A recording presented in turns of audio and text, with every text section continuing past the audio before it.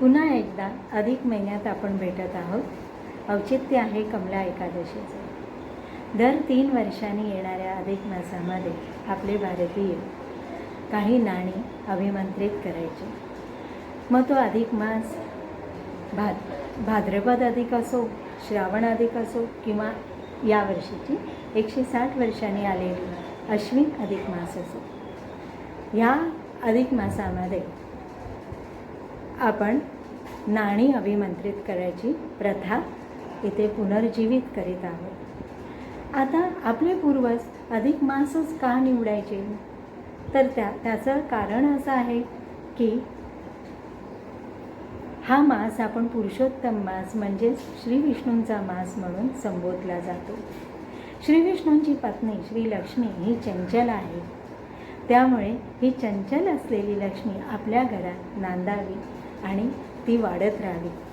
फक्त घरातच नाही, म्हणजे आपल्या पिढीपुरतीच मर्यादित नाही, तर एका पिढीपासून ती येणाऱ्या सर्व वंशजांपर्यंत ती वाढत जावी आणि ती आपल्या घरात स्थानबद्ध व्हावी किंवा कायमस्वरूपी राहावी। या उद्देशाने या अधिक मासामध्ये म्हणजे पुरुषोत्तम मासामध्ये नाणी अभिमंत्रित करायची प्रथा चालू झाली असावी।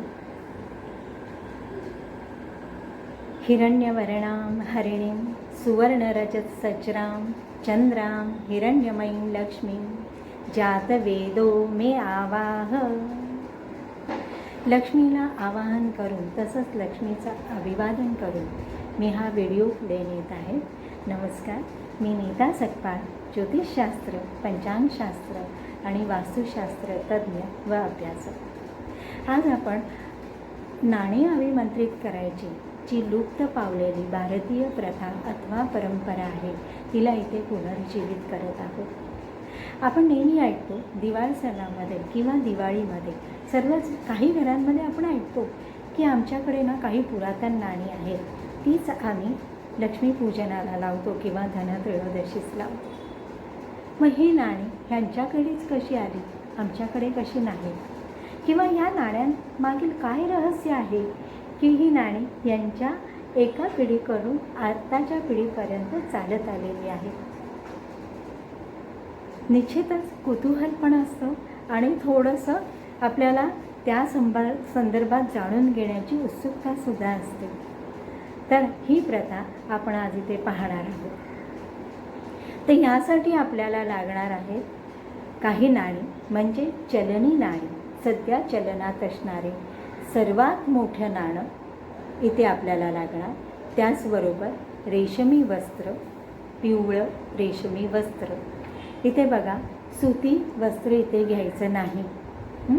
त्याचबरोबर 1 लवंग आणि 1 वेलची, तसंच केशर चंदनाचा टिळक किंवा टिळा किंवा गंध, या गोष्टी आपल्याला इथे लागणार आहे।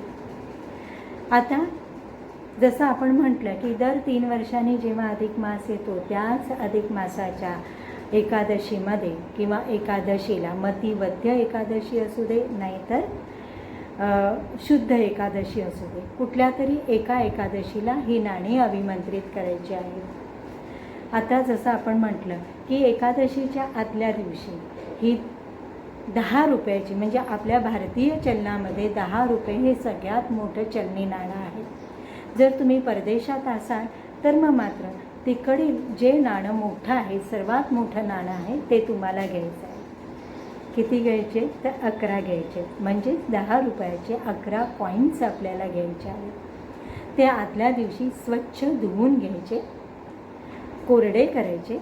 दुसऱ्या दिवशी सकाळी शुचिर्भूत झाल्यानंतर, देवपूजा झाल्यानंतर, सूर्योदयानंतर 1 तासाच्या अंतरात ही नाणी आपल्या तुळशीच्या वृंदावनात, म्हणजे तुळशीच्या मातीत रुतून ठेवायची आहेत। 11च्या 11 नाणी। जर आपल्याकडे तुळशी वृंदावन नसेल तर मग मात्र आपल्या देवाऱ्यामध्ये बाळकृष्णाची प्रतिमा असते किंवा विठ्ठलाची प्रतिमा असते किंवा श्री विष्णूंची प्रतिमा असते, तर त्या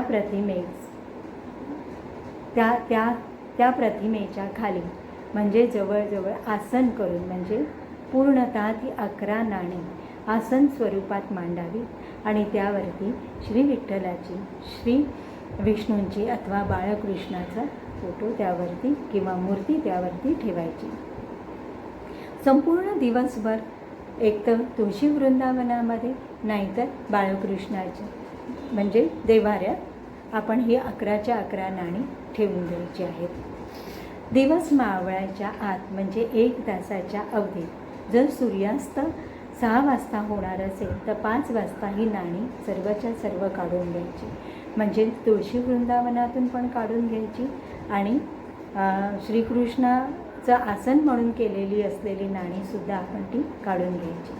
तुळशी वृंदावनात जर माती लागलेली असेल तर ती माती स्वच्छ कापसाने पुसून घ्यायची आहे. त्याचबरोबर पिवळं वस्त्र जे आपण रेशमी पिवळं वस्त्र घेतलेलं आहे ते रेशमी पिवळं वस्त्र आधीच आपण एका पाटावर हंतरून ठेवावं किंवा मांडून ठेवावं पूर्ण उघडं करून. इथे वस्त्र थोडं मोठं घ्या कारण इथे आपल्याला 11 वेळे द्यायचे आहेत म्हणून. त्याचबरोबर 1 लवंग आणि 1 वेलची बाजूला ठेवायची आहे. त्याचबरोबर केशर चंदनाचा टिळा म्हणजे गंध तयार करून ठेवायचा आहे. दीप आणि अगरबत्त्या प्रज्वलित करून श्रीकृष्णाच्या समोर उभं राहून किंवा देवाऱ्याच्या समोर उभं राहून 1 नाणं आपण हातात घ्यायचं आहे. ते हातात घेतल्यानंतर मूठ आपली बंद करायची आणि त्याबरोबर एक मंत्र म्हणायचा आहे. तो मंत्र असा आहे, ओम ऐं ह्रीं क्लीं श्रीं श्रीं श्रीं श्रीं श्रीं श्रीं श्रीं विष्णुपत्नी स्वाहा असं म्हणून ते नाणं आपण पिवळ्या वस्त्रामध्ये ठेवायचं आहे. त्यानंतर केशर आणि चंदनाचा टिळा लावायचा आहे.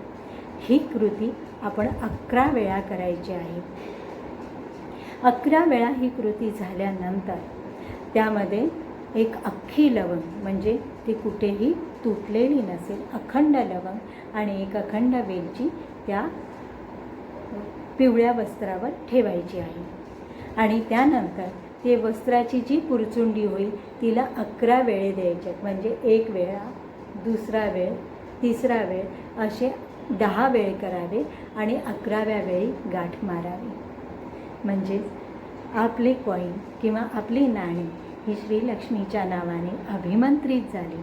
म्हणजेच आपली ह्या पिढीसाठी आणि येणाऱ्या अनेक पिढ्यांसाठी ही लक्ष्मी आपल्या घरामध्ये नांदायला लागली असं म्हटलं तरीसुद्धा चालेल. आता ही पुरचुंडी घेऊन श्रीकृष्णांच्या माथी किंवा विठ्ठलाच्या माथी लावावी आणि ती नंतर आपल्या तिजोरीत ठेवायची आहे. आणि ही तिजोरीतील पुरचुंडी फक्त 2च दिवस बाहेर येईल. ती म्हणजे दिवाळी सणामध्ये धनत्रयोदशीला. पूर्ण ते पिवळं वस्त्र उघडं करायचे, ते नाणी पाहायची आहे.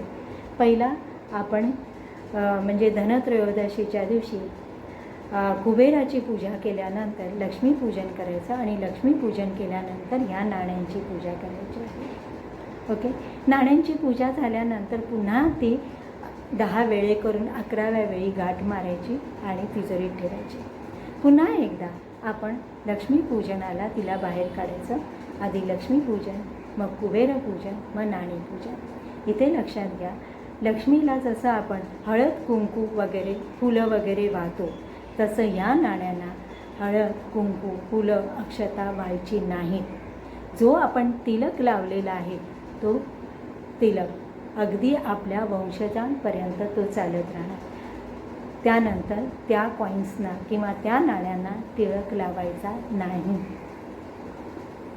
फक्त धूप आणि दीप दाखवायचा आहे.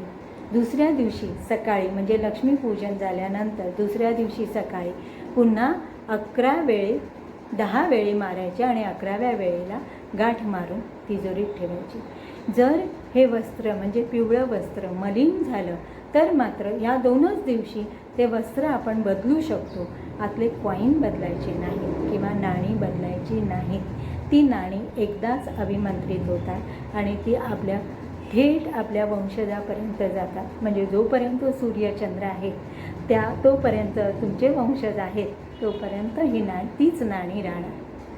म्हणजेच एकदा ही नाणी अभिमंत्रित केली की ती कालांतराने तशीच पुढे पुढे सरकत राहतात.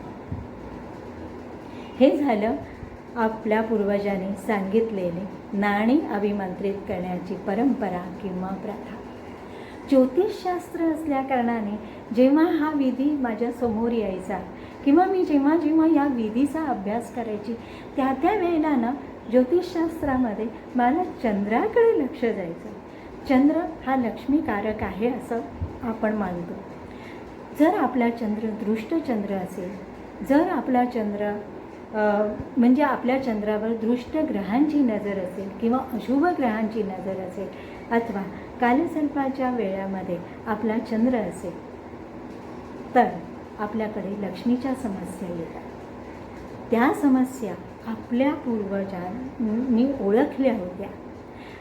ह्या पिढीपासून ते येणाऱ्या वंशजांमध्ये समजा एखाद्या जातकाच्या पत्रिकेत दृष्टचंद्र असेल, चंद्र शापित असेल, चंद्र व्ययात असेल किंवा चंद्र राहू केतूच्या विळख्यात असेल तर लक्ष्मीची समस्या किंवा पैशाची समस्या आपल्या वंशजाला येऊ शकते. ह्या विचाराने कदाचित या नाणे अभिमंत्रित करायची प्रथा चालू झाली असावी. मला तर वाटतं की आपले पूर्वज हे नुसतेच तज्ज्ञ नव्हते तर ते एक उत्तम ज्योतिषीसुद्धा होते आणि फलज्योतिष जाणणारेसुद्धा होते आणि म्हणूनच ह्या परंपरेला सुरुवात झाली असावी. ही आपली परंपरा कायमस्वरूपी सर्व भारतीयांमध्ये म्हणजेच असं म्हणण्यापेक्षा मी असं म्हणेन की ही परंपरा सर्व घराघरात करत जावी किंवा याचा प्रसार पूर्ण घराघरात व्हावा हीच एक छोटीशी इच्छा आहे. हा व्हिडिओ तुम्हाला आवडला असल्यास लाईक आणि शेअर करा. लाईक आणि शेअर यासाठी की ह्या ज्या आपल्या लुप्त झालेल्या परंपरा आहेत त्या पुढे पुढे चालत जाव्या आणि आपल्या पूर्वजांचा जो ठेवा आहे तो आपल्याकरता एक मार्गदर्शनपर व्हावं किंवा याचं मार्गदर्शन आपल्या येणाऱ्या सर्व पिढींना व्हावं आणि इथे आपल्या ह्या पिढीपासून येणाऱ्या दुसऱ्या पिढींना कधीही पैशाची समस्या येऊ नये एवढीच इच्छा. कृष्णार्पणमस्तु.